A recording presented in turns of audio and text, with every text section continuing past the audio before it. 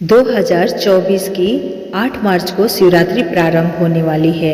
आइए महाशिवरात्रि के दिन क्या हुआ था, शिवरात्रि की कहानी जानते हैं। परमपिता ब्रह्मा के मानस पुत्र दक्ष जब प्रजापतियों के राजा बने तो उन्होंने एक विशाल यज्ञ का आयोजन किया। इसमें सम्मिलित होने के लिए तीनों लोकों के अतिथियों को न्योता भेजा गया, सिर्फ भगवान भोले शंकर को छोड़कर।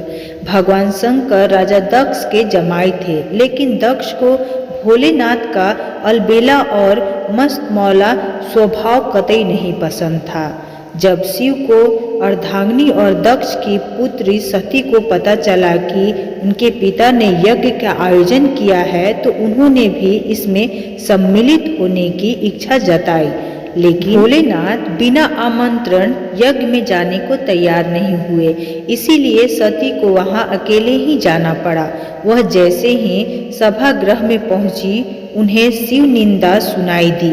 सती को देखकर भी इनके पिता नहीं रुके, वह शिव की बुराई करते रहे।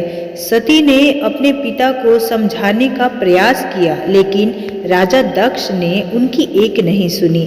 सती अपना और अपने पति का अपमान सह नहीं पाई और यज्ञ स्थल पे बने अग्निकुंड में कूद गई। सती के अग्निकुंड में कूदने का दुखद समाचार लेकर नंदी कैलाश पहुंचे। भगवान शिव सती को बचाने के लिए यज्ञ स्थल पर गए, लेकिन तब तक सब खत्म हो चुका था। कैलाशपति ने क्रोधित होकर सती का शरीर उठा लिया और तांडव करने लगे। जिस दिन शिव ने तांडव किया था वह फाल्गुन महीने के कृष्ण पक्ष की चतुर्दशी तिथि। महापुराण के अनुसार वही खास तिथि महाशिवरात्रि हुई। शिवरात्रि का अर्थ शिव का रात। शास्त्र के अनुसार हर सोमवार का दिन शिव की पूजा के लिए उपयुक्त है। हर महीने में कृष्ण पक्ष की चतुर्दशी तिथि शिवरात्रि होती है। फागुन के महीने में वही खास तिथि महाशिवरात्रि हो जाती है। महाशिवरात्रि के दिन देश के 12 ज्योतिर्लिंगों में शिव भक्तों का जमावड़ा लगा रहता है। दुनिया के सभी शिवालयों में इस दिन अंधकार और अज्ञानता को दूर करने का संकल्प लिया जाता है। दिन भर उपवास रहकर शिवलिंग को दूध, दही, घी, शहद और गंगा जल से स्नान कराया जाता है। शिव पुराण के अनुसार इस रात शिव और पार्वती का विवाह हुआ था। इसका मतलब हुआ शिव और शक्ति या फिर पुरुष और आदि शक्ति यानी प्रकृति का मिलन। और मान्यता है कि इस दिन ब्रह्मा की रचना हुई थी। सती के शोक में भगवान शिव गहन समाधि में ध्यान मग्न हो गए। उनके ध्यान को कोई तोड़ ही नहीं पाता। भगवान विष्णु और ब्रह्मा भी सारे जतन करके हार गए। सृष्टि का संचालन भी बाधित होने लगा। देवता गण भी समझ में नहीं आ रहा था कि भगवान शिव का ध्यान तोड़ने के लिए क्या किया जाए। दूसरी तरफ हिमालय की बेटी के रूप में सती का पुनर्जन्म हुआ। उनका नाम रखा गया पार्वती। पार्वती शिव को पाने के लिए कठिन तपस्या करती है। पहले तो शिव ने पार्वती को तपस्या करने से रोक दिया, लेकिन अन्य देवताओं के सहारे पार्वती शिव का मन जीत लेती हैं। फिर एक विशाल समारोह में शिव पार्वती का विवाह हुआ।